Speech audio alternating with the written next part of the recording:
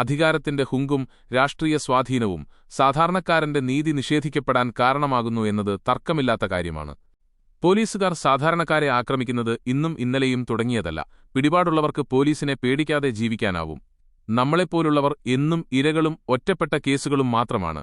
പോലീസുകാർ നടത്തിയ അക്രമങ്ങൾ, കൊലപാതകങ്ങൾ, പീഡനങ്ങൾ ഒന്നിലും ആർക്കും നീതി ലഭിച്ചിട്ടില്ല. സത്യം പറഞ്ഞാൽ ജനരോഷം അടങ്ങുന്നതുവരെ അവർ അവരുടെ ആൾക്കാരെ സംരക്ഷിക്കുകയാണ് ചെയ്തത്. ഇതിനെപ്പറ്റി നമ്മൾ അന്വേഷിക്കുകയാണെങ്കിൽ സസ്പെൻഡ് ചെയ്തു എന്നുള്ള വാർത്തയല്ലാതെ നമ്മളൊന്നും അറിയാറില്ല. ഭൂരിഭാഗം പോലീസുകാർ നാർസിസിസ്റ്റിക്കാണ്, ജനങ്ങളെക്കാൾ കൂടുതൽ ഉയർന്നവരാണെന്ന് സ്വയം തോന്നി സാധാരണക്കാരെ എന്തും ചെയ്യാം എന്ന ചിന്തയിലേക്ക് എത്തിക്കുന്നു.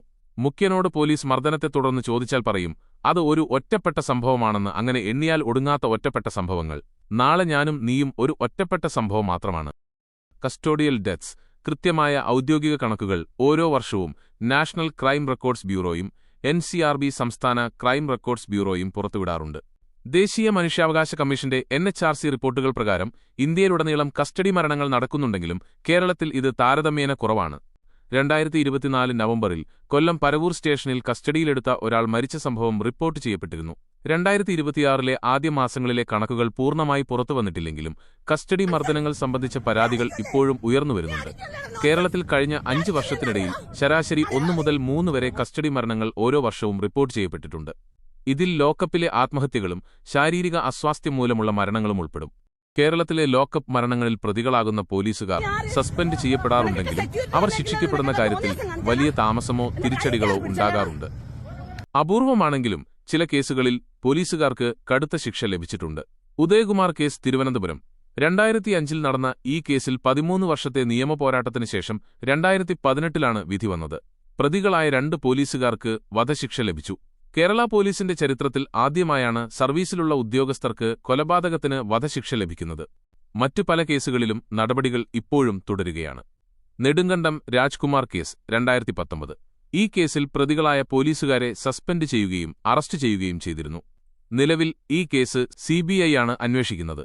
വിചാരണ നടപടികൾ പുരോഗമിക്കുന്നു. നെടുങ്കണ്ടം കസ്റ്റഡി മരണത്തിൽ നിർണായക വെളിപ്പെടുത്തലുകൾ പുറത്തുവന്നുകൊണ്ടിരിക്കുന്നു.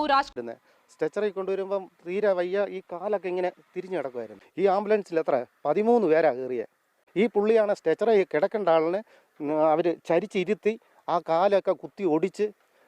ഈ പുള്ളിക്ക് ഇരിക്കാനുള്ള ഒരു ഇതില്ലായിരുന്നു. എന്നിട്ടും അയാൾ കാറുമായിരുന്നു വണ്ടിയിൽ. എനിക്ക് ഇരിക്കാൻ വയ്യാന്നും പറഞ്ഞ്. എന്നിട്ട് ഇരിക്കടാന്നും പറഞ്ഞ് ആ കൂട്ടത്തിൽ വന്ന പോലീസുകാർ തെറി പറയുന്നു. ആ കൂട്ടത്തിൽ പോയി തടവുകാരൻ പറഞ്ഞായിരുന്നു പോകുന്ന വഴിക്ക് അയക്കിട്ട് തൊഴിച്ചെന്നും പറഞ്ഞു. അവിടുത്തെ ഒരു ആൾ വന്നിട്ട് എണ്ണിച്ച് നടന്നു പോടാ, നീ 65,000 രൂപ വെട്ടിച്ചതല്ലേ, ആൾക്കാരുടെ പൈസ മേടിച്ച് സൂഹിക്കുന്നല്ലേ എന്നൊക്കെ പറഞ്ഞു. വരാപ്പുഴ ശ്രീജിത്ത് കേസ്, 2018. ഈ കേസിലും പോലീസുകാർ അറസ്റ്റിലാവുകയും സസ്പെൻഷനിലാവുകയും ചെയ്തു.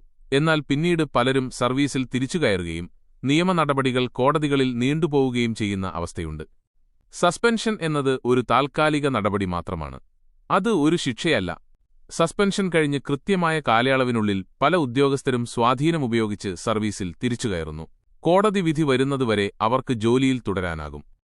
അടുത്ത കാലത്തായി ഹൈക്കോടതി ഇത്തരം കാര്യങ്ങളിൽ വളരെ കർക്കശമായ നിലപാടാണ് സ്വീകരിക്കുന്നത്. കസ്റ്റഡി മർദ്ദനം തടയാൻ എല്ലാ പോലീസ് സ്റ്റേഷനുകളിലും CCTV ക്യാമറകൾ നിർബന്ധമാക്കാൻ കോടതി ഉത്തരവിട്ടിട്ടുണ്ട്. കൂടാതെ കുറ്റക്കാരായ പോലീസുകാരെ സംരക്ഷിക്കുന്ന നിലപാട് സ്വീകരിക്കരുതെന്ന് സർക്കാരിനും നിർദ്ദേശമുണ്ട്. ചുരുക്കത്തിൽ സസ്പെൻഷൻ ഉടൻ നടക്കുമെങ്കിലും കോടതി വഴി ജയിലിൽ പോകുന്നത്, ശിക്ഷിക്കപ്പെടുന്നത് വളരെ കുറഞ്ഞ കേസുകളിൽ മാത്രമാണ്.